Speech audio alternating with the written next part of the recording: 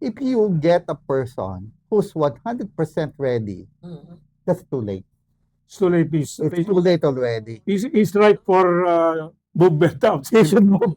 Already because, yeah, because there's no such thing actually na talagang 100%. No. Pero pag sabi mong 100%, never, it's too late because the idea is about, if it's about 70%, you just, roll the dice. Roll the dice. Bite the bullet. Yeah. The idea is, how do you design it in such a way that the probability of success remains high? Mm. Kasi that's the finding of our researchers that when the challenges is too low, they do not learn from it. But if the challenge is too much, they suffer burnout. Burnout. So they fail. Mhm. So there should be a correct mix in the way you design work assignments for them. And this is what we call assignmentology. Assignmentology. The science of giving the proper work assignments. Assignmentology. That's the first time I heard of this. Huh? Yeah, Oo. diba? For many HR people, they've been introduced the concept of 70-20-10. Okay. So the theory goes like this. 70% of learning happens on the job. Okay. Okay. 20% comes from your social interactions, especially mentors and coaches. And 10% from classroom learning.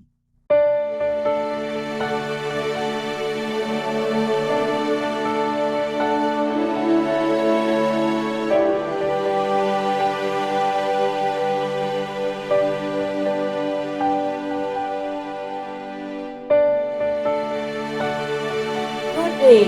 Welcome to season 22, episode 3. And it gives me so much pleasure together with my co-host, Conrad Pereras, because we will be interviewing for the second time a really popular, talagang he is well known, not only here, but to different places in the world. And I'm referring, of course, to none other than Roberto Bobby Galvez. And of course, let's hear a little bit also from my co-host before we will hear from Bobby's introduction. Thank you very much, Ms. Dana, for inviting me to co-host this episode. And as usual, I'm delighted to share whatever I know. And knowing that Bobby will be guesting here, I'm doubly excited to be with you this afternoon. And of course, Bobby, I know that a lot of people know you, especially talaga mga HR people, but many other people out there are now following our YouTube, the Leaders Ed. So please, I know so many others would like to know a little bit more of how did Bobby become the way he is now. I mean, give us some kind of background, Bobby. Thank you very much for inviting me, Ma'am Dina, Sir Conrad. I'm very happy to be Conrad, here. please. Conrad. No, I'm very happy to be here because, especially in the last time, no, you were asking very insightful questions, and I think, there were so many things that we're able to discuss, Yes. especially on change management. Yes. So currently, I'm still uh, the president of my own company, Change Yes. Mentors Consultancy Inc. Mhm. Yes. Our focus is on change management, Mm-mm. mentoring, succession planning, OD, instructional design. I see. So, in terms of background, Mm-mm. Mm-mm. most of the years, I spent about 12 years Mhm. working with Indonesian conglomerate. Oh. So, that's Gun Sewo Kencana. So I was based in Indonesia for quite some time. Yeah, I remember that. Oo. Yeah. So the group is one of the fastest growing in Indonesia. They're growing about 15% every year on an Wow. annual basis. So you can just imagine every 5 years they double the size Yeah. of revenue, Wow. and that requires a lot of talent. Yeah. Yeah. So that was very demanding in terms of talent development. Wow. Okay. I heard, Bobby, by the way, that you were also traveling, and attending all these. Ito, nakakagulat, presented at the 2022 AID International Conference in Florida. Yeah, the Oh. Association for Talent Development, that's the Oh. biggest conference of talent development practitioners globally. Mm. So, yeah, more than 10,000 people attend That is the what I conference. Hindi So, lang. 2023, mm, doon ka naman sa Asia Pacific Regional Conference in yeah, Taiwan. yeah, there's also the annual conference in Taiwan. I presented a different paper Oh. on value-driven change, Mhm. on how do you cascade values. Kasi in our organizations, usually, they would talk about their vision and values, but only on paper. So how do you make sure that the values are practiced by the people, by the employees? Mhm. So we developed a program and tested it. And we're able to present that even over time, they still remember all the things that they have learned and practicing it. And I think that's the biggest challenge. But with all that, Bobby, Yeah. behind you, how do you want to be known today? What kind of practice do you have now? Have you transitioned to something, especially after the pandemic? Oh, um, before the pandemic, and this part of the paper I presented in the US, we developed an online learning program. I see. So in 2015, we decided 70% of our training programs would be online. And Mhm. at that time, Mhm. only 15% of global online learning programs get completed. So there's only 15% completion That's at a, that time in yeah, 2015. that's a big dropout. So yeah, and so that's a big challenge, no? So what I did, I tested various ways on how to develop online training programs so that by 2019 we have 100% completion, I see. and that was before the pandemic. And these programs last for how long? Uh, How many hours do they need to spend online? the online programs, especially those by Coursera and EDX, usually that would be about 7 weeks. 7 weeks. Yeah, so they have to log in, log out, and then complete it. So And there's a big how gap. many hours per session is that? Usually about 25-30 minutes. Oh, okay. So not that bad. Yeah, but the problem is that the biggest challenge at the time is completion rate. That Completion. even I found out during my presentation, companies even like FB, Meta had difficulties. Yeah, because Even after the pandemic for them. Mm. But that's why we found it very easy to transition into online when the Yeah. pandemic struck. well, the pandemic accelerated the digital application, but a lot of people have just continued.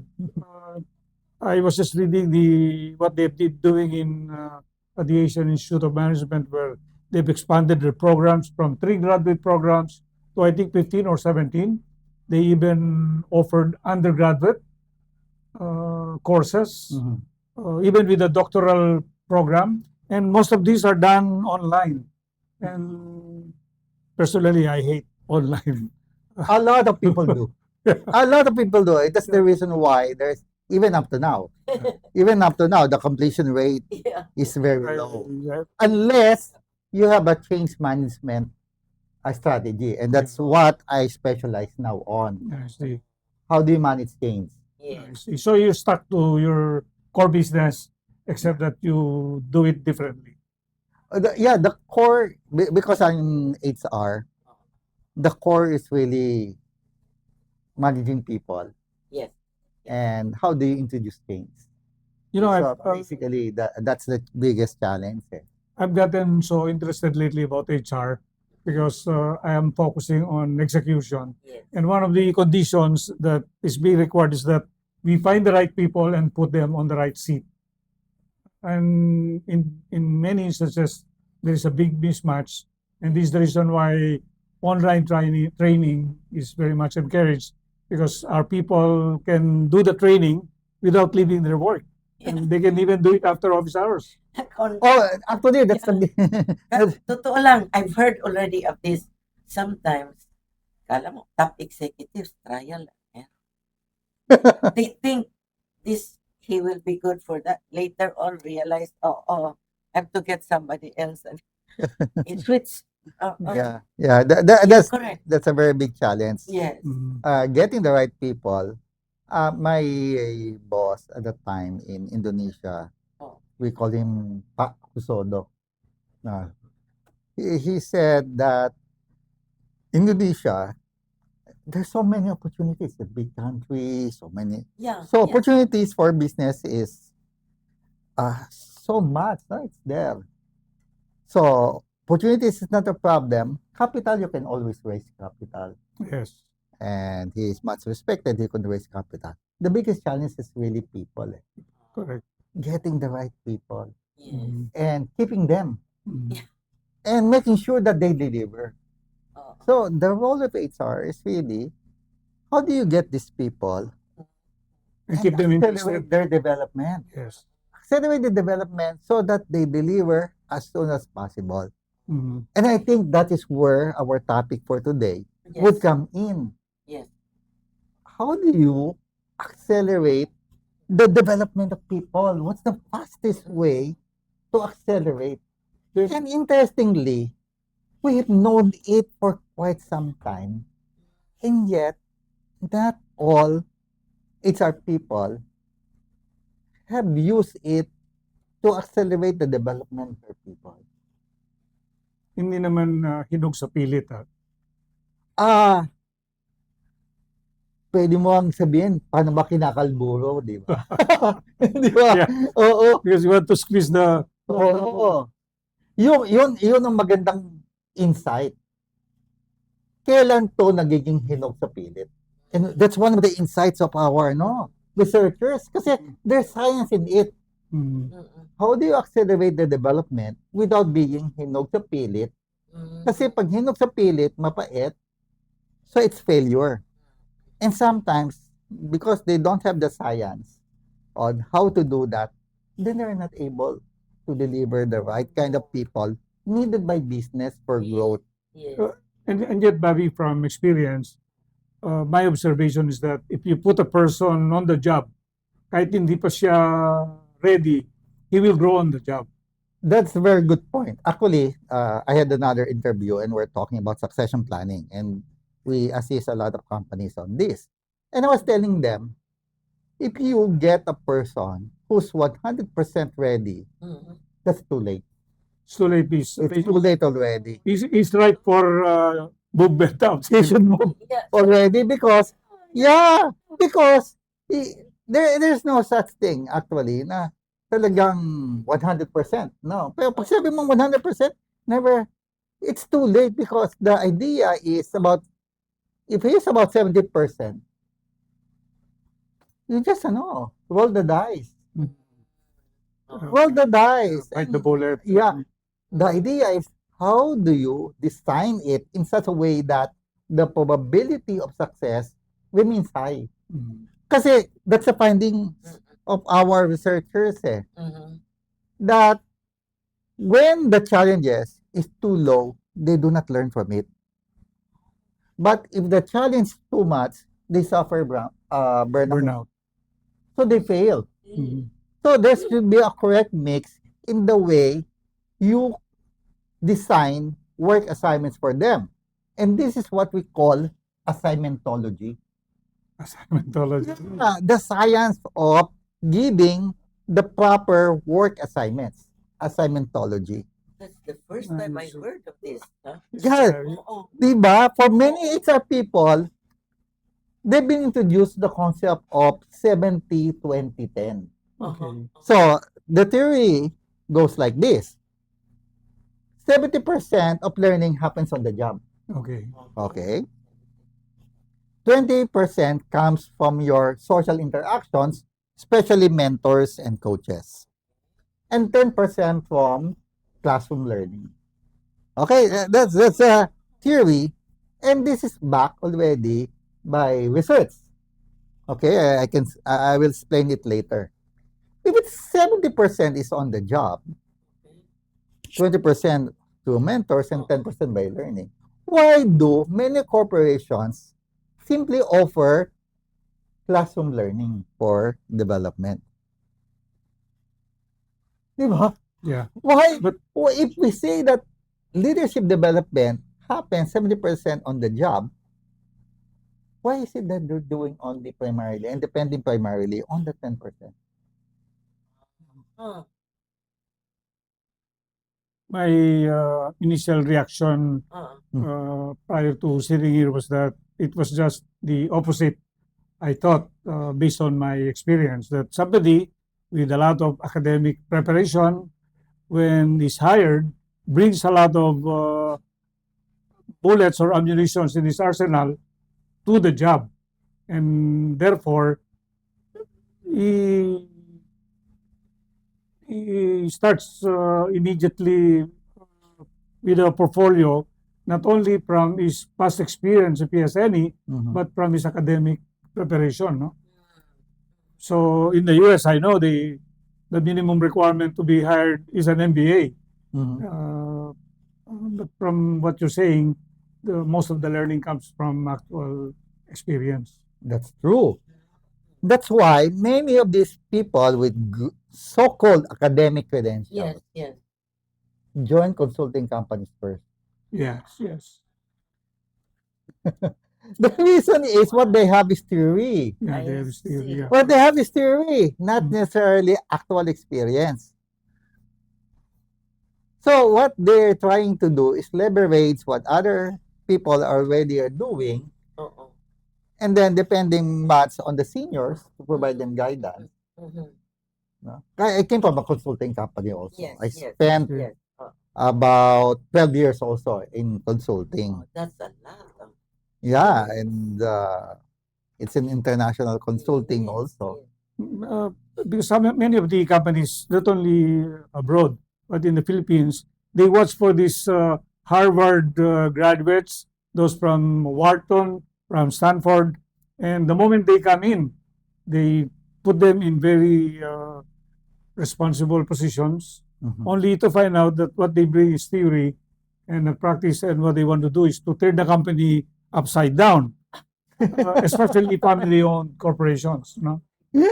The same is true for families who send their children overseas to take advanced education, and when he comes back, he also wants to do the same. Yes, yes. So No, this, that's the real challenge there, because we misunderstand the role of classroom learning.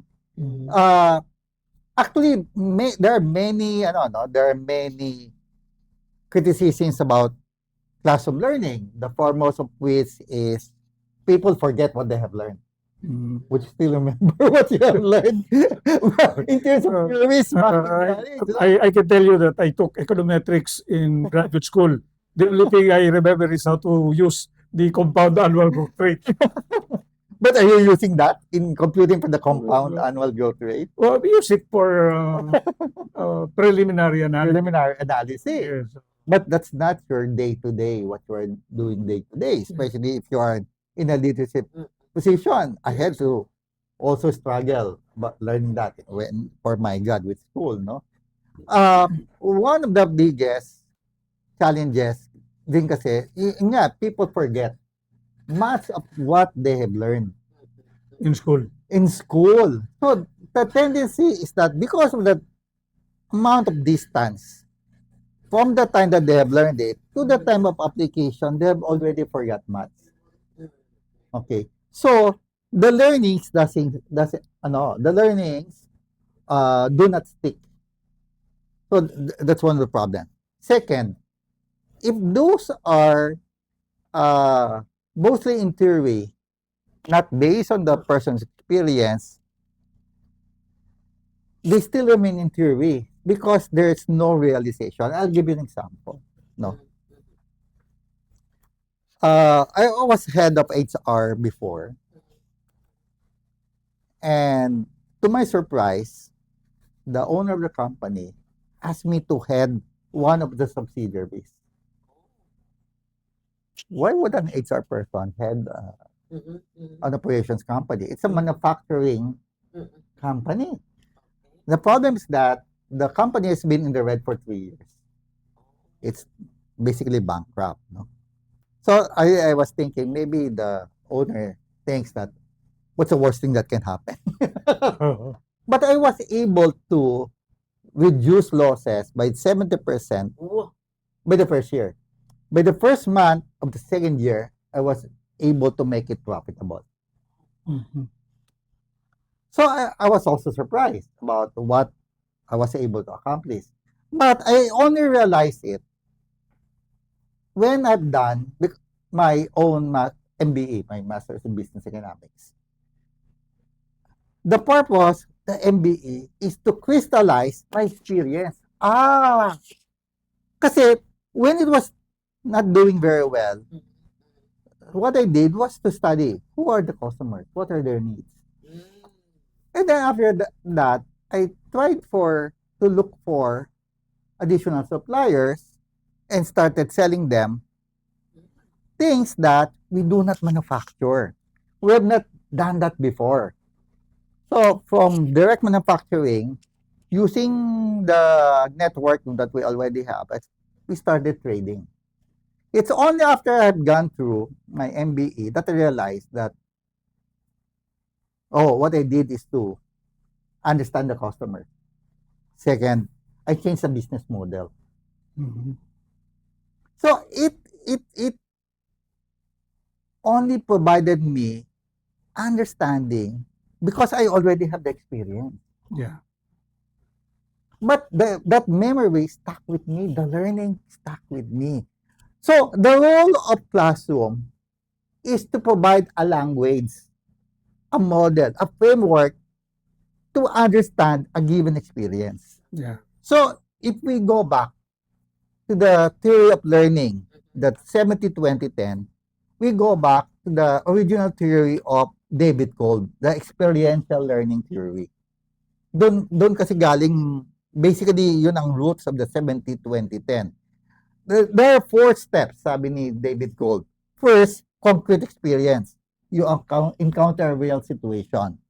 So, negotiating with clients, with new customers, negotiating with suppliers, Mhm. handling a major change in the organization. It gives you a concrete experience. Second, what David Gold categorizes as reflective observation. You step back, Okay. examine what has happened. Why do I think that worked and why is it the others failed? What is it that surprised me? Mhm. Reflection. So my experience, my reflection. After that, you have what we call abstract conceptualization. Sabi ni David Gold, from the experience, you come up with your own theory and understanding about how does it really happen. We call it the business model. Once you take the MBA, no, you come up with a business model, or because my field is really psychology, you have a theoretical model Mhm, how things work. mhm. And the first step is active experimentation. You try it again. You do that again. So 4 steps siya. Then what happened afterwards when David Cole has developed it, when he developed it, was not primarily for corporate. Pumasok sina McCall et al. Sina McCall et al. Were with the Center for Creative Leadership, CCL. And that's a well-known consulting company, leadership development. And what they did was they look at it and they interviewed different executives and asked them, you know, what do you understand as the things that led to your leadership development? Interestingly, a vast number of them never said or attended this training. No, they never said, oh, it's because of this boss. Many of them refer to their actual experience. No, the first time that they had to supervise people, the first time that they had to work across different departments, the first time they had to work with difficult customers or reorganization of the company. So, the things that are new, first time for them to experience, things that they have to work with other companies, things that could lead to success or failure. Kasi may risk-taking. Mhm. May risk-taking involved. Okay? And that is what they remember. So, what McCall and the others did was to assign, the ball of the learning comes from actual experience. So, they did, 70%. How about the 20%? The role of the relationship, mentors. Mhm. Their role is to provide the framework, The mentors, you mean? the mentors. What did you experience? Why do you think that happened?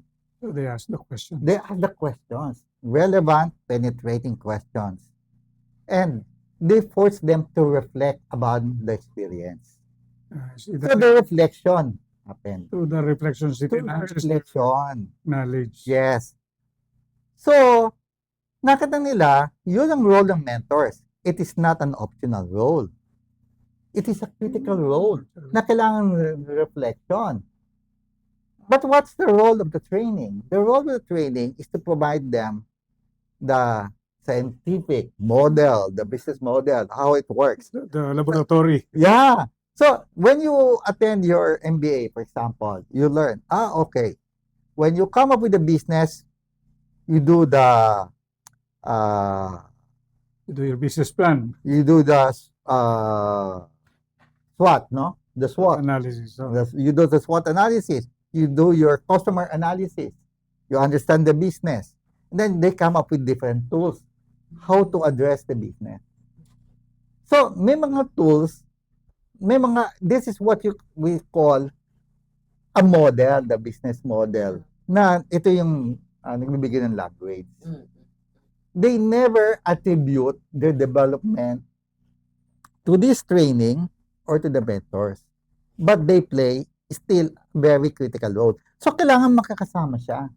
This is not a quantitative Mhm. estimate of how many percent of learning should be. This should be 70%. Hindi gano'n. This is descriptive or they call, the term that is used, heuristic.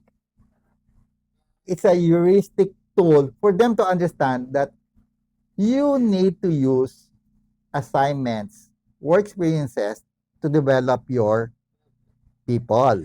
The problem is that, and this happens in a lot of organizations, what they do a training needs analysis. Oh. What kind of training do you need? TNA. TNA.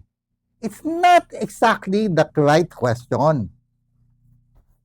The better question should be, what kind of experience do you need to develop this kind of competency? And you're convinced of this process. There's a lot of researches that have shown. This is interesting. Ginawa na nila McCall yung mga researches and that what they found out. Si DeRue, who's from University of Michigan, and that is how I encountered this. I attended a course from University of Michigan, and I got introduced to this concept of assignmentology through DeRue. No, he's a professor at University of Michigan. And Deru did a quasi-experimental research. What did he find out? Deru found out, dinivide niya two groups of the students.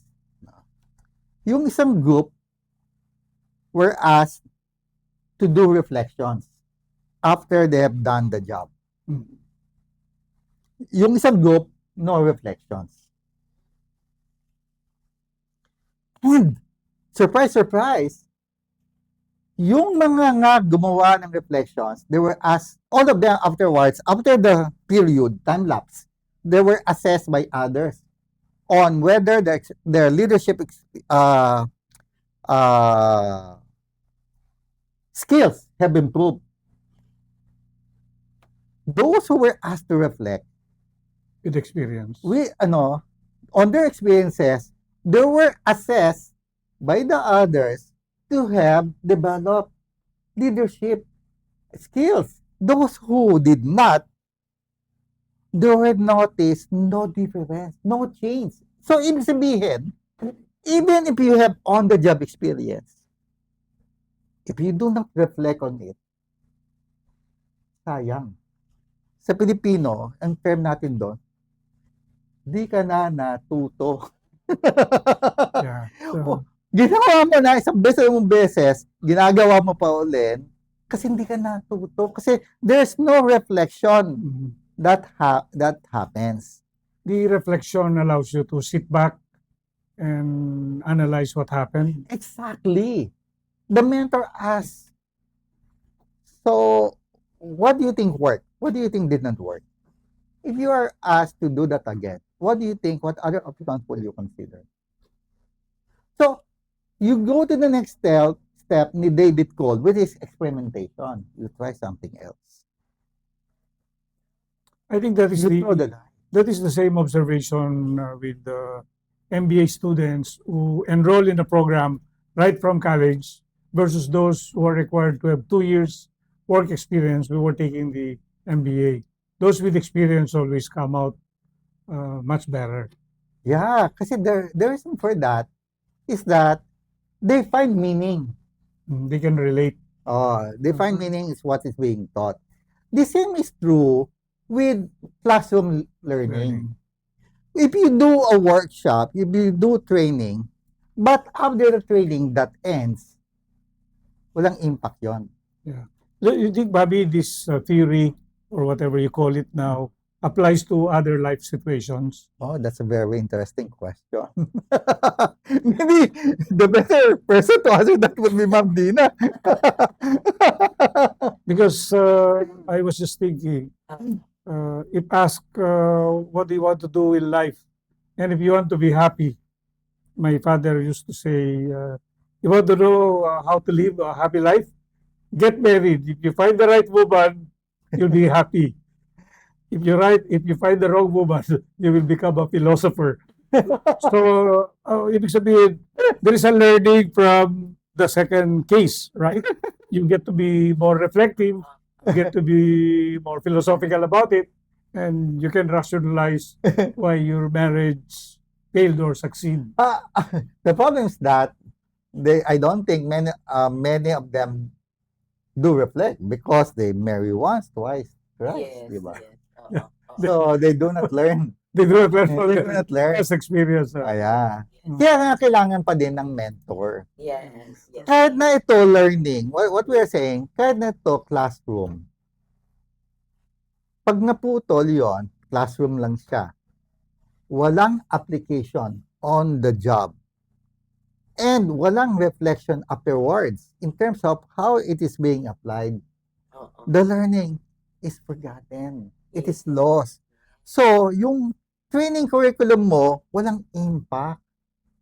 If you're looking for proper impact of your training, is that, one, does your training address what is needed for him to handle the type of experiences that he needs to grow on the job? Kasi even if you provide him training, but he's still doing basically the same job, walang value added in training. So how do you help me understand why many of the big companies, when they interview applicants, they make it a requirement that they should be college students or college graduates to be able to join the company. Yesterday, I interviewed somebody with 3 semesters of college on computers. He was so good, and yet he will not be hired by the company. Mm. He has a lot of experience, but he doesn't have enough academic preparation. And there are many companies that are still on this mode, despite the fact that the jobs now require no longer college degrees, but probably experience. That's the real challenge in our situation. Because there is a surplus of college graduates. Because there is a surplus of college graduates, Supply and demand. yeah, there is a luxury of why should I hire a non-college graduate if I could hire college graduate? Yeah. That's one. Second, the assumption is that if they've completed college, they have already gone some level of theoretical training that require them to think deeply. The problem, Yeah. the problem is that many universities do not train sufficiently for critical thinking. Mhm. Kasi they are still stuck with what we call the bunking method. Mhm. They just spoon feed. Yes, yes. The memorization. Yes. Yeah, instead of training them in terms of how to think, no? That's the problem. But I agree with you that they should look at what kind of experience is needed for the person to deliver the job, the results. Would this require a college degree? Or would this require a different type of experience? If experience is what is needed, for example, sales, a lot of that would depend on a lot of qualities, not necessarily a college degree would provide. I agree with you. Yeah. Because the most predictive quality in sales is resilience, Yes. and tenacity. Yeah. You don't give up easily. You're still You don't take it personally. you don't take it personally. If you say, "Oh, I was turned down already 100 times today," you still say, "Oh, based on research, you get about 2 per 200. O, nakaka-100 pa lang ako." So, so because there's that tenacity and resilience. Yun ang pinaka-predictive eh. Yeah. I'm sure, Bobby, there is no monopoly in the knowledge of the 70-20 rule. What is the current status in the Philippines? Are the HR professionals still looking for academic backgrounds to hire, or are they they shifted to this philosophy of experience as a basis? There in terms of hiring, I know that once you have reached a certain level, a lot of companies look at more the specific experience. Even in the company I came from, no, in Indonesia, the primary thing that we're looking for is the type of experience that you have, not the degree. If you have the degree, fine. If you have that Harvard All other degree, things being equal. all other things being equal, fine. One But in most of the times, we look at the past experience because even in selection, no, we train a lot of our managers on what we call behavior-based interviewing. What has the person done in the past? Has he done this type of job? Because if the person has done this before, the higher probability that he will be able to do it again in the future. and even better, probably. Most probably. That's why we say past behavior predicts future behavior. Mhm. Because if you have done it before, in all probabilities, you will be able to do it again. If you have shown good leadership skills in a marketing environment before, then most probably you will continue being able to do that again. except if the situation in your target company has changed. That might require a different type of experience. Kasi different situations require a different type of experience. That's why in the design of jobs, this is what we're saying. HR should push for the managers in the organization to take the lead role in diagnosing what kind of experience is needed by his people to grow. And then providing that type of experience. Even for me, for example, I've been in HR for a very long time. We look at what we call the high potentials in the organization. And we ask the bosses, this person has been in that position for 3 years. He's considered the high potential. Why is he not being promoted? If you do not promote him, can I take him from you? I'm going to assign him into some other assignments that can make full use of his capabilities. Yeah. Okay. Kasi you are not able to provide that kind of opportunities. Mm. The nature of high potentials is that they peak at their second or third year already. Mabilis ang development nila eh. Yeah. I'll tell you, one of our management trainees, no, like what I've told you before, we have a management training program back in our company in Indonesia. We hire a lot of new graduates. Then we provide them 2 months of intensive training. It's like MBA. They're management trainees. These are management trainees. And then for 2 years, they would have a change of assignment every 6 months. Mhm. Oh, interesting. And what they do is that they either start a new business, try to see where new opportunities lie, come up with a better way of doing it. So, one of our trainees, si Danar, no, I really enjoy giving him an example because we hired him when he was about 22. Okay, so he went through the 2-year training. He was given the assignment. I personally supervised him conducting what's the better way of selling our domestic fruits. The challenge that we had is that many of the fruit stalls that we have, they close down after 6 to 9 months. Okay? More than 60% of them. So, mataas yung no? Social rate. Yeah. So, his duty was to find out and then come up with a new business model. He was able to do that. And then tested it in one area, tested in another area, expanded it. At 25, we moved him to one of the companies. He became the national sales manager. At 27, he was made the vice president of one of our startups.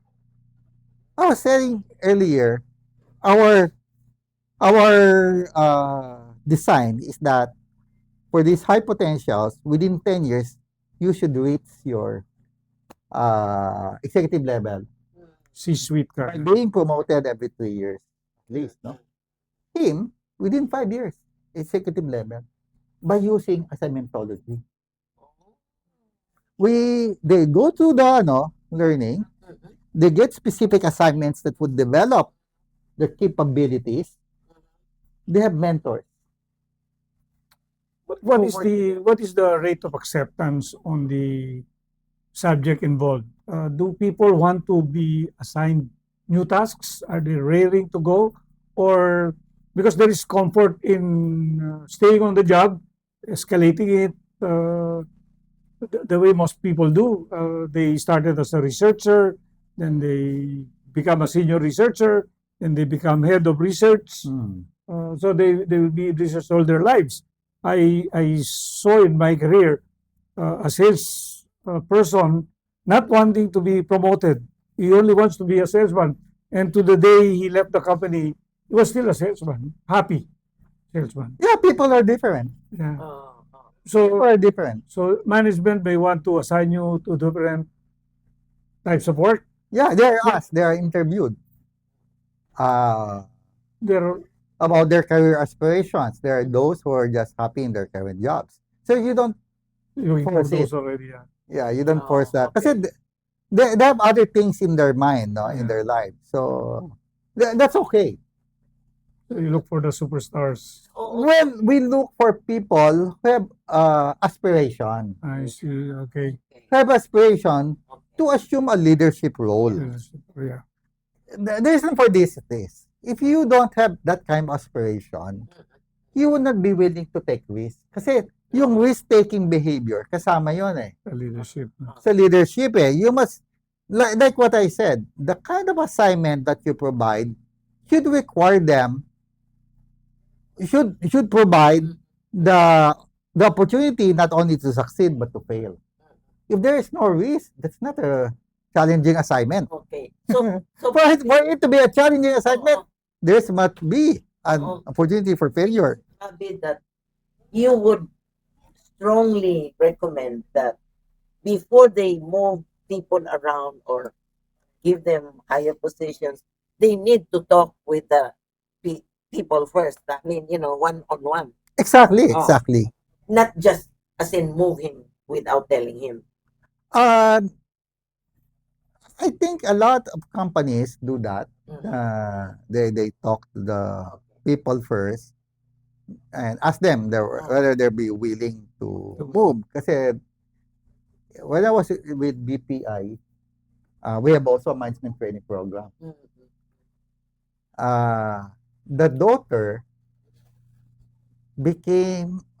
took the management training program ahead of the mom.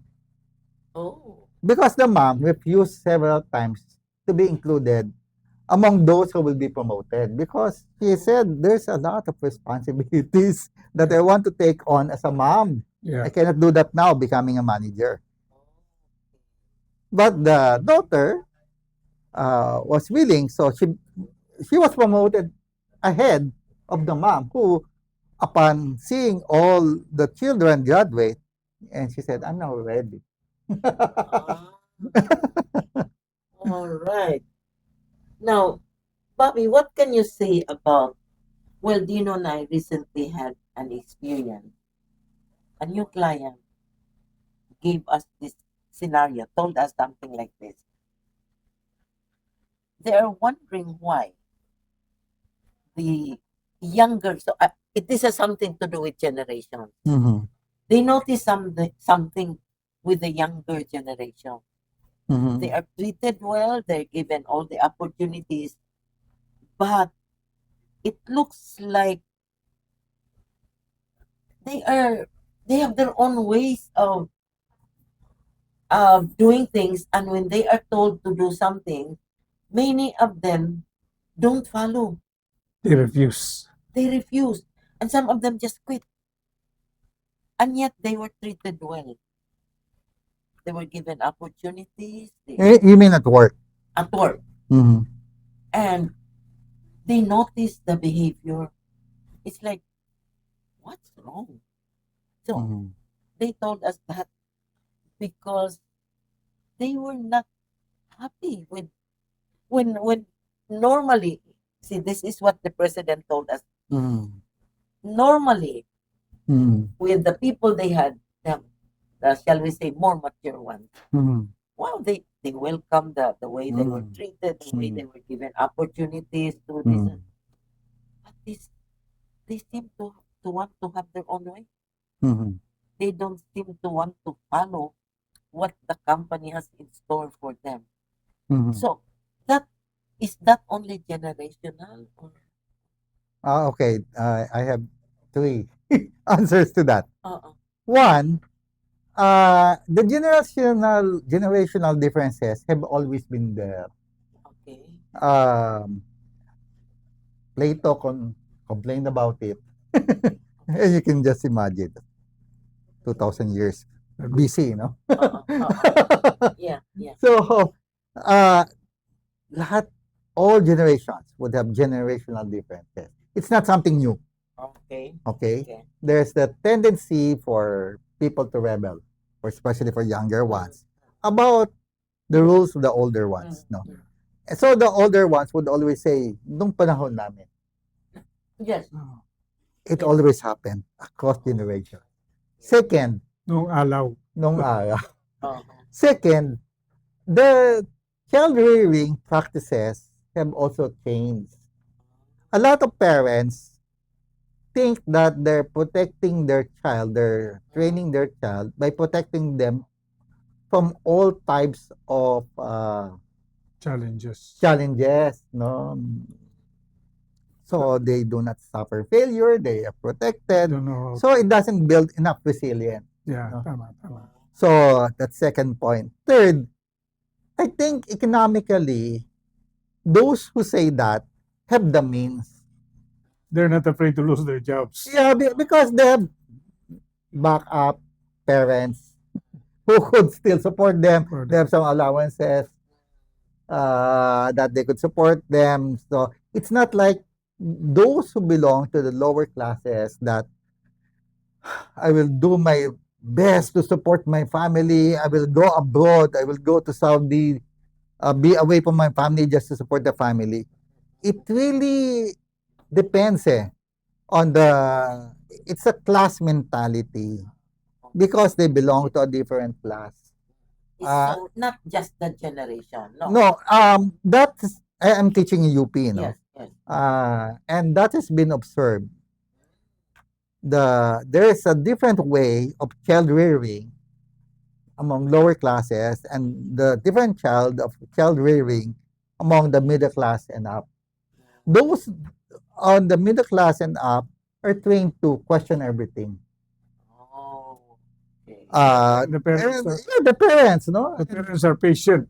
Yeah, and they will talk to teachers. Why is it that you didn't give my child this? Oh, you tell your teacher, yeah? You complain, you just don't accept. So they're trained differently. Those from the lower classes, because their parents are always working, busy at work, they could not come and complain and go to the school. They don't have time. They could not afford to be penalized by the teacher because they don't have the resources. Mm. And they learn that sometimes keeping quiet is the safest way to survive. Thank you, Bobby. You know why? You reinforced also our thinking. You and I were talking about this. The president could not take it. That question she's being questioned by the people that they hired and they're given good salaries. And it was the simple It's, rules and yeah. policies, and they're being questioned by Yeah, it's always my way or the highway. They cannot continue that way. Yeah. People have changed, the generations have changed, and we have to be prepared to be questioned. And I think it's very good that we allow them to question us, to rethink our own perspectives, because that would also force us to reflect as leaders. That's why even leaders need their own mentors, so that like what they're talking to you for their own insights. So you can provide them with their own different models and whether to question their own beliefs. That's a value of the 20%. The challenge in HR is to make sure that they have holistic design, Mhm. that they provide reflection, not only training per se, but build it into the design of the training that after the training, the managers provide coaching and mentoring, reflection, and allow them for experimentation. And build the design of experience, new experiences. Because if the person has been doing the same thing, for 10 years, that's not 10 years of experience. That's 1 year of experience multiplied by 10. Di ba? If they're doing the same thing, they are not learning. Even if they attend all this training, they are not learning if they're still doing basically the same thing. So the idea is giving them new assignments, job enrichment, rotation.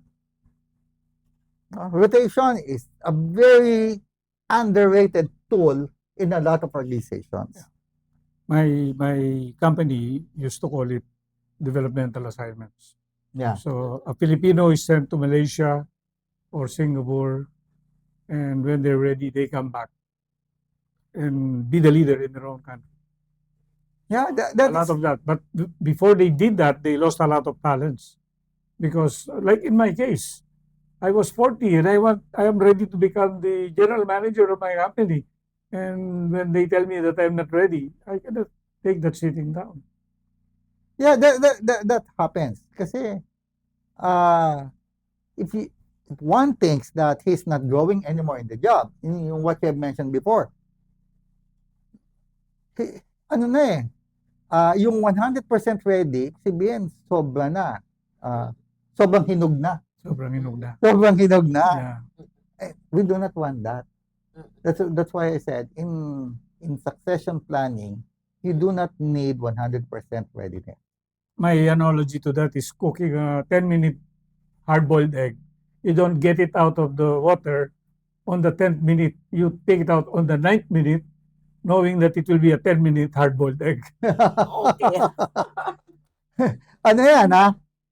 That's a science, no? Oo. You're familiar with the Singaporean hard-boiled egg kaya, di ba? Yung kaya dish, kailangan ma-perfect nila talaga yung the way the egg is boiled, na it's not too hard, not Not too too soft. Really? I didn't know that. Oo. But I just can't remember whether it takes 10 minutes or Oh, yeah, you mean they have that. They practice it. they practice it. Kasi it is served eh.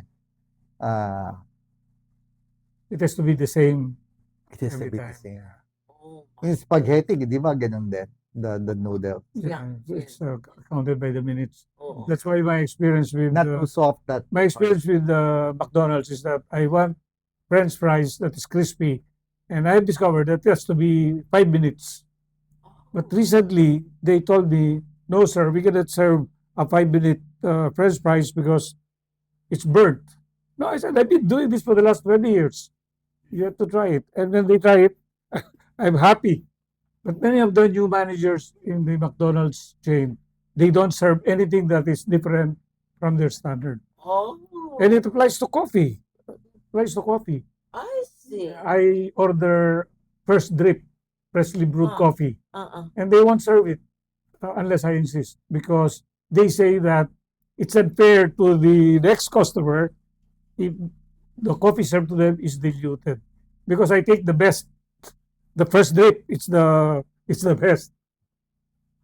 So there are True. philosophical underpinnings in keeping the standard. Now, in the context of the corporation, do they do this differently from company to company or from one person to another? Do you think it works? Unfortunately, a lot of companies, even if they claim to have a 70-20-10, they don't really have a 70-20-10 system in place. Because what happens is that most of the assignments are simply given, like they are moved to another job Yes. without sufficient coaching Yes. and without sufficient mentoring. Yes. Yes. They are not, it's not, it simply says, okay, you have to move from this to this, hoping that you will be able to develop this kind of knowledge. But what you need is not simply technical knowledge, Yes. Holistic dapat. but yeah, leadership knowledge, no? Yung, that's why I propose a model. I call it DDD or D3. D3. Yeah, What's diagnose, design, and develop. You diagnose what are the experiential needs of this leader. Where are the experience gaps that must be met? After you have identified the experience gaps, you design what kind of assignment would be given to that person, who would be the proper mentor that would provide him with that kind of reflection and mentoring, what kind of training Mhm. would be most appropriate at what time? Because if you provide a training too early, it's useless. They forget about it. So just-in-time training is very, very important. Bobby, there are a lot of people who believe and follow this philosophy of I think there are organizations that are more or less somewhere there. Mhm. Because this been the Center for Creative Leadership Mhm. has been promoting an approach, one of their approaches, Mhm. years back, but it seems it is mellowed in recent years. I don't hear them that often as before. Okay, it depends on how well the concept is promoted, but the research findings, I believe, are incontestable. All right, all right. That's important. The research findings are incontestable. People primarily learn from their experience. Mm. The purpose of coaching and mentoring is for them to have a reflection. Mm. Learning in the classroom would require after training reinforcement. Any instructional design instructor would always refer to what we call spaced repetition and uh, the retrieval. No? What does this mean? For you to remember Mhm. what you have learned in a classroom, Mhm. kasi usually there are claims 90% are forgotten after 1 day, 2 days. No? That happens if there is no repetition of the concept at certain sequences Yes, time yes, after the training. yes.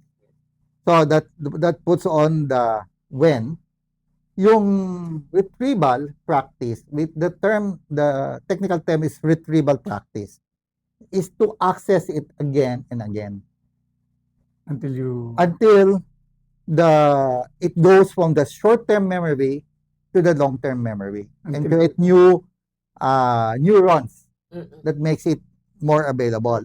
Because if you do not access it, nawawala, sayang. Mm-mm. So you need to build it into the system. Mm-mm. Now, why is on-the-job learning more effective in this? Kasi it forces retrieval eh. Because you need to do it again. If it's not working, you think about it, try it again. and then try again, you experiment. That's why people always point to their on-the-job experience as source of learning other than classroom. So where do you think this is moving? Do you think this will grow bigger? It will be adopted by more people? I believe Goes so on. that many practitioners already know or have heard about the 70-20-10. They just don't know how to do it. Oh, okay, okay. You know, So because it's Yeah. I'm about to ask you my follow-up question to that. Yeah. Do you believe that if we will, for example, Conrad and I and some of our networks, if we can organize a public event Mhm. wherein this will be the main Yeah. learning of the participants, and then we'll get some sponsors, of Yeah. course, and some will invite different corporations. Yeah. You feel it will work because even Yes. now, I mean, there's a even market. now, just sitting here with you, I'm already learning a lot of things, Mm. and I'm realizing Yeah. things that I did not think about before. How much more if we have, say, for example, one whole day? Yeah.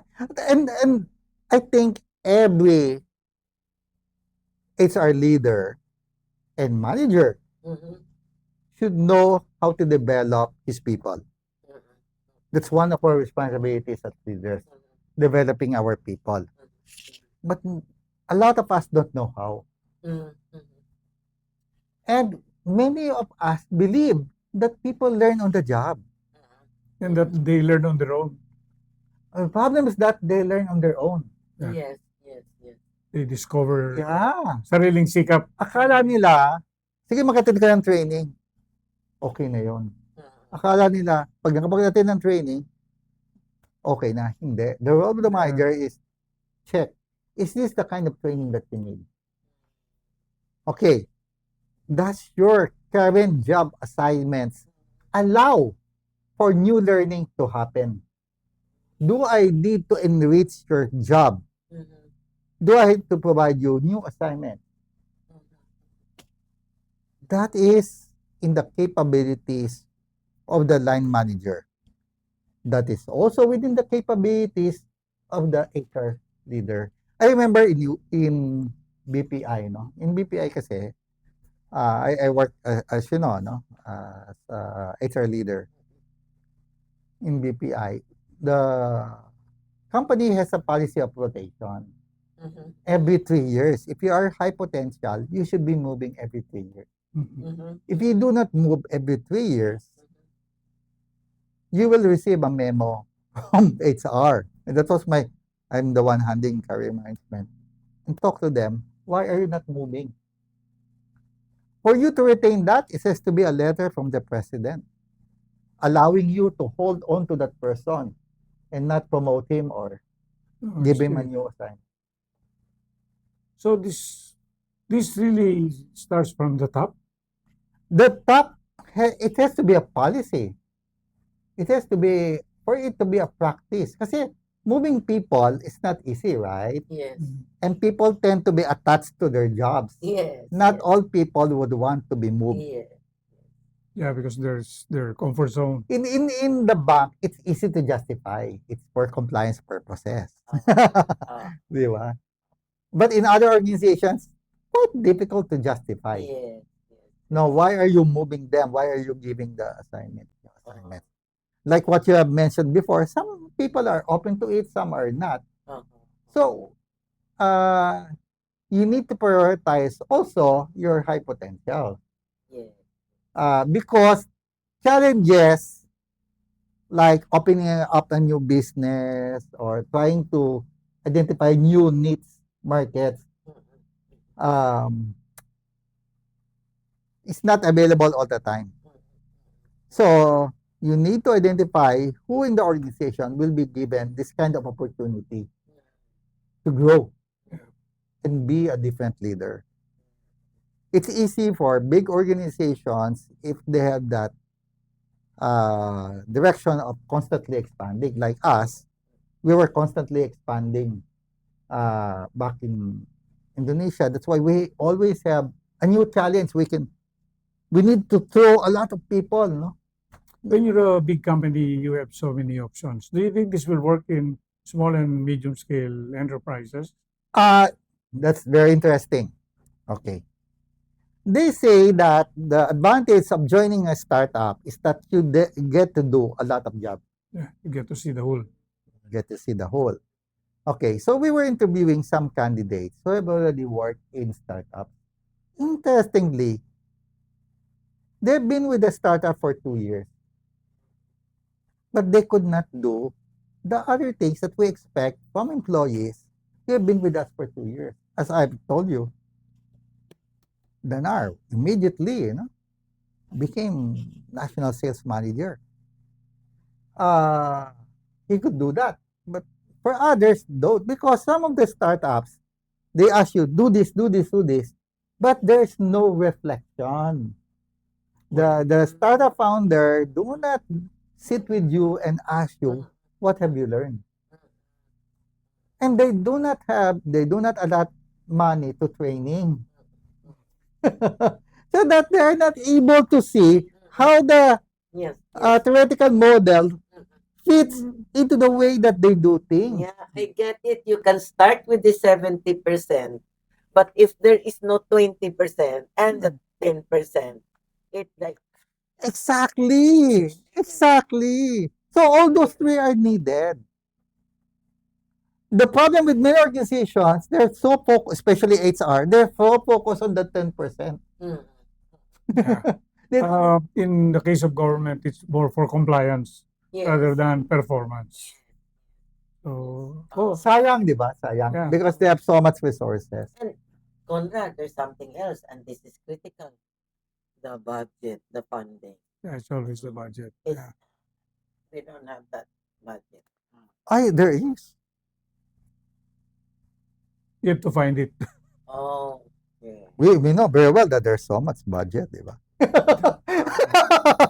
It's a matter of how it is allocated. Yeah. Oh, pero there's always a budget. Yeah.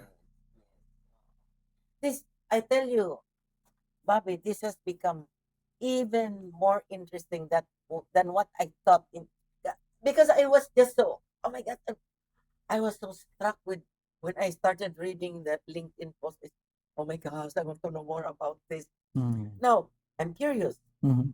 Was there anybody else in that Indonesia company that at least had a similar? I several.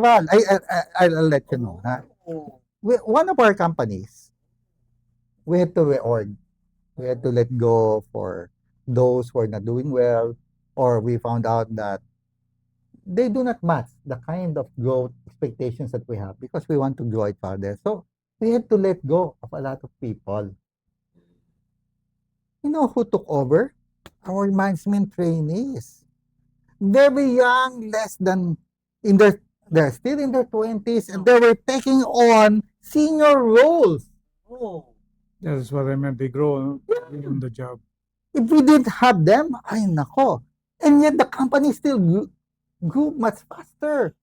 And we're doing it not only with one company, but with many of the other companies that they were asking for these people because of the way that we have developed them.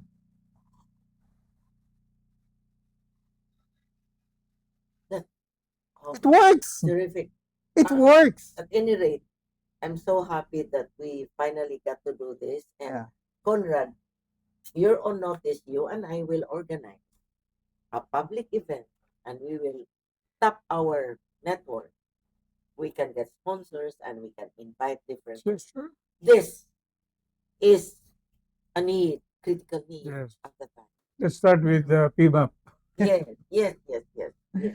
Oh, Sayang if the organizations spend a lot of resources on training but have no design yes. for analyzing what really are the gaps in terms of experience that is needed for them to Either kind they of never heard of this, or most possibly most of them have not heard of this, you know. And so it has to be out there in the Yeah. open for them to know. Do HR people still compute the ROI for the four sending levels, yeah. At the minimum, many of them would be doing the first, second level of the Kirkpatrick. But for the third and fourth level, the ROI on the fourth level, they do that for the high stakes investments. Okay, I'll give you a story. Mm-mm. We computed the cost of the whole program, the cost of this whole program, cost of recruiting them, cost of developing them, the training, everything, cost of the people running the program. Mhm, mhm. Okay. And then we compared it to the kind of results they deliver. Kasi they were able to make a lot of savings because of the what they have introduced or business development. Mhm. And we found out more than 4 times the return on investment. Really, huh? No. But is this most applicable at which level of management? Middle, across the company. Across. Especially if your purpose is succession planning. If your purpose is succession planning, because this is experience building, Mm-mm. and experience has to happen over time. So the kind of experience that is needed at supervisory managerial level would vary. Mm. So that before they become an executive, they should have already piled up specific experience. Otherwise, Trial and error ka. trial and error. Kasi in the organizations, and given the size of our organization, And our owner would always say, who do you think is the most capable for that kind of Yeah. assignment? The biggest problem is that if we do not have someone and then we have to get from outside. Yes, yes, yes. Yeah, if the organization depends most of the Mm. competencies that they need by getting from outside, then they would have a lot of challenges Yes, because yes. they have to compete Yeah. with other companies who would want to hire the same And person. it's also more expensive. Eventually, it become more expensive. So the the idea is you have either a 70-30 or 80-20 distribution. Like 80% would come from within internal promotion and then 20% from external. Only for the most difficult positions to be. And for you to be able to do that, to fill up those positions, it requires long planning because you're building up the experiences that is needed. Sometimes the experience cannot be built overnight. What do you think of companies who have no spare personnel to serve as backup? One job, one person. So when that person leaves, nobody can take over immediately. And this is a reality that I find in the marketplace. I think many organizations now do not have that kind of backup. They don't. Because the idea is that we now have very lean organization. Yes, yes. Yeah. Like during my time, I have a technical support, I have a secretary, and I have an aide. Today, I will have to do all of those. Open my laptop and Well, in one of my previous companies, one of my first action was to remove the secretaries Oh. because you have the computer, you should be doing your own email. You cannot ask your secretary anymore to do your email. yes, yes, correct. So only the executives would have secretaries, the rest would not have. In, So- in my old company, if you're a vice president, you have to make your own presentation. You cannot ask your technical staff to do the presentation, then you're watching and answer the questions. You have to do it yourself. Yes, sir. If you cannot do it, you're out. Yes. And by doing that, it removed the technical support, the secretaries. So when they hire people at that level, they've got all the tools in their arsenal. I think the advantage of having high potentials is that they learn very fast. Yes. They learn very fast. Because the technicalities are something that they could learn very quickly. What takes time is really building relationships. Yes. Indeed, indeed. That's why in succession planning we have what we call mission critical roles. The mission critical roles are identified not only because of the amount of revenue that they would deliver, but how difficult it is to fill up the job. For example, regulatory compliance. Regulatory compliance would not only require knowledge of the regulations, it requires building relationships Yes. with the regulators. Oh, yeah. That takes time. Yes.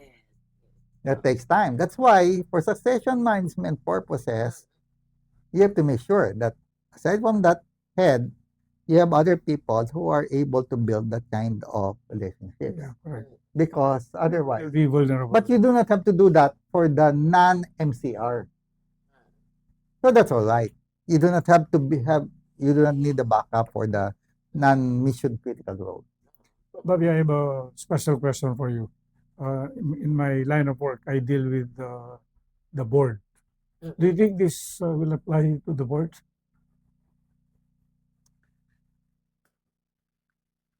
Okay, that's a tough question.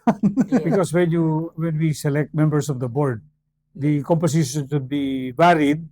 One has to be an expert on finance, another one in marketing, and the most in demand now are those with digital technical knowledge.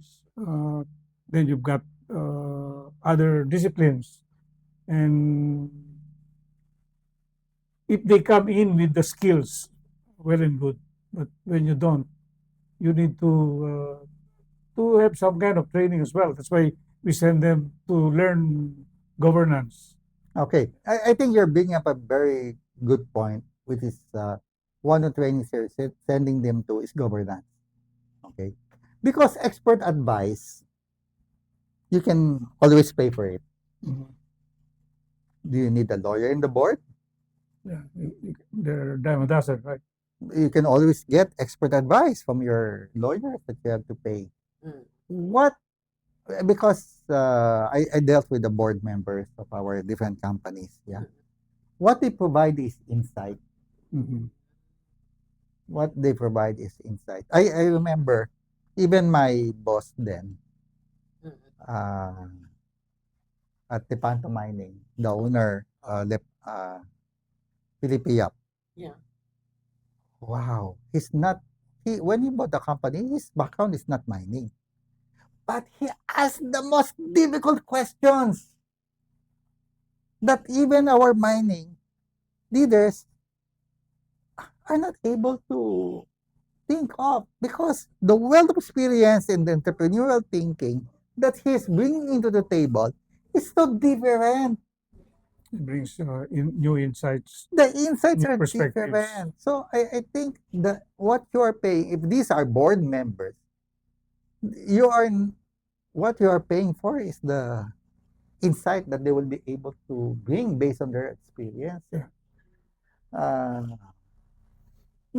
it pays well if they have kind of background Mm-mm. relevant to your But it means field. they don't need to go through the 70-20 thing, a 10 thing, because they already have their own set. The assumption is that they're Yeah, yeah. already there. Eh. They have the 70% already. Yeah, Yeah, it's they're- like, ano, na, it's like, You hire them for their experience. They're the ones who would provide the 20%. Eh. yeah. Yes. The framework, the models, the yes. different perspective. Uh-uh. That's why mentors, you get your mentors because of the insight that they're able to provide. They do not tell you what to do, right? Yeah. Yes. But they ask you the right questions.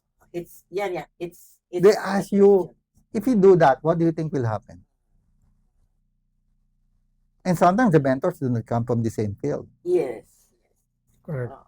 Yeah, they do the 20%, and And that is where the challenge to the chair of that board, having to wrestle with Yeah. people with their own expertise, Yeah. Right. and how do you make them work together, how you synthesize Yeah. that kind of thinking how you learn that through experience. experience as well. Diba? You learn how to make people work with one another, building consensus. Yeah. Even if you attend a training on that, in Uh-uh. theory, until you have done it, Yeah. building consensus is very difficult. Yeah. In my change management workshop, one of the principles that we bring into the table is alliance building. How do you build alliances? And you do that primarily through groundwork. Groundwork. You talk to them one by one. Oh, yes. Yes. Hindi, not in an open space Yes, because yes. and you develop that kind of skill through experience, so on the Yes. job. Yes. Mm. Indeed. But honestly, Bobby, I have to say this, no? My heart is full because I'm so happy that we pushed through with this because actually, just by doing this, it exceeded my expectations. I wanted to learn what is this, and yet you added so much depth to it. Thank you, Especially thank with you. the Oh, I'm very happy about your reaction. oh my God. Yeah, because the first time I learned about this when and I heard about assignmentology as a science, no, I was so immersed into it also, and I'm wondering why is it not that many are going into the details of 70-20-10 and how to make it a reality. Mhm. So I'm also fascinated at that time, the same fascination that you have. Yeah, I just happened to go through LinkedIn almost every day. I look at all the posts. Oh my gosh, this is something else. This is different. You I know, want to know more. this just reminded me of the old practice of my mentors Mhm. that when you're in graduate school, they spot your weakness. And what they do is they send you to teach that subject to other people, and that's how you gain more Oh, confidence. That's very true. That's a Teaching silent, it, yeah, that's a Scientology. that's one way of developing your expertise in it. right. Yeah. But this is, I tell you, Conrad, it is well worth our time. Really. Sure, yeah. Sitting down with somebody like Bobby who goes deep. No, because there are some they just talk about it like theory, but you put so much depth in it. You really dug deep. Yeah. No, You brought out. and I would I'm, say- I'm very happy about the people that we have worked with. Uh-uh. These are very young people. I'm so amazed about the potential that they have shown over a short time. Imagine if we could do that to a lot Yes. of people. Yes. Yeah. Fascinating.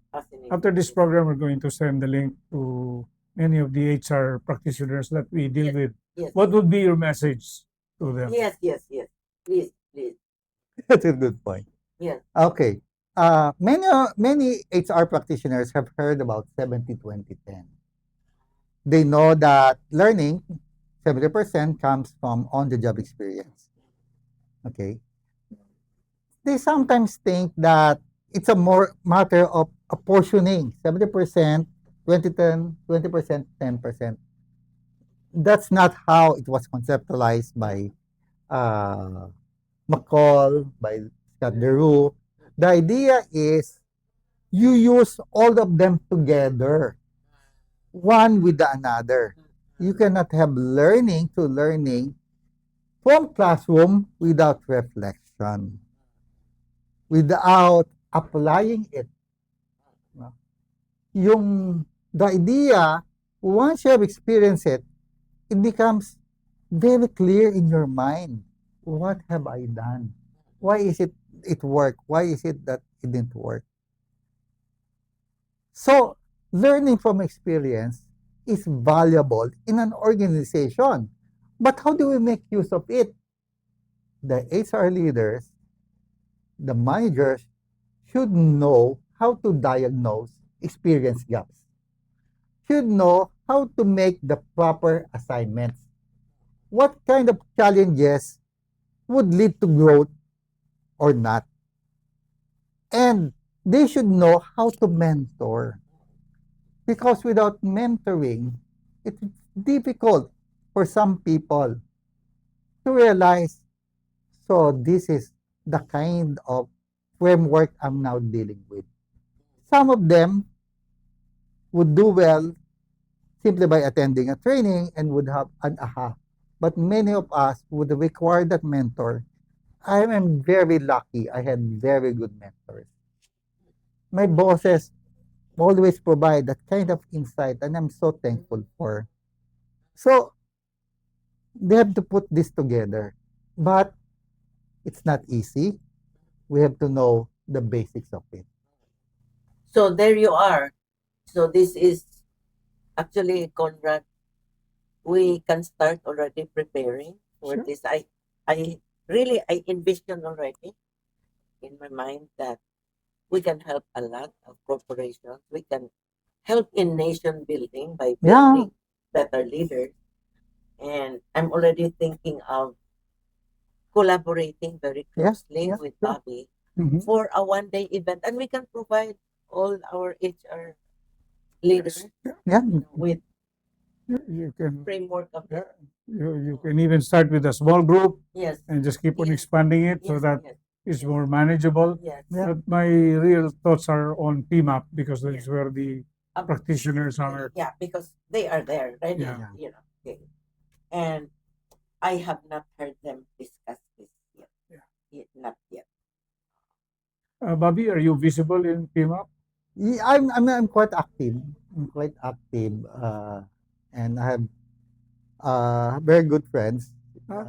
The current president of PMAP, Gilbert Kamasura, Yes. is a wonderful person. Oh, all right. He's a wonderful person. I was with him in the SHRM conference in Las Vegas, Okay. and we attended together. Uh-huh. And I have listened to him talk. He provides very good insights. Oh, Uh, He's a very good speaker, and he's very innovative. I'm glad that he's the current president of Yes, yes, PMAP, Yeah. Gilbert Camasura. yes, Good. yes, So yes. we can start there. Yeah, good. In my recent engagements, I have dropped the P Yes, yes. in the PMAP. I stuck to MAP. So This- there you are. This is just simply what some kind of introductory, Yes. what we call introductory event or introductory, what we call program, Mhm. so that more people will understand the 70-20 guidelines. You have a structured program already, Yeah. Bobby. Yeah. On that. right. Okay, Yeah. that's very good. So, That's Again, 50% of the job this done. is something that Conrad and I, like on the spot, we have a meeting of the minds and then we'll collaborate with Bobby. Yeah. And thank you so much, Bobby, that you brought it out in your posts Yeah. in LinkedIn because I see it every day. He has Okay. he has a different Ang haba na, no? yeah write up different write up every day. So it's Kasi I write every day, oh tapos I reflect on it, oh and then napapahaba yung sulat kasi oh, some more ideas coming. yeah indeed. Yeah. So this is something. So there you are, and thank you because our episode 3 of season 22 is really significant as it turns out now. Thank you again. Thank you for inviting me over Yeah, again. and thank you to my co-host. And again, remember, learning Learning is a lifetime occupation and with limitless vistas.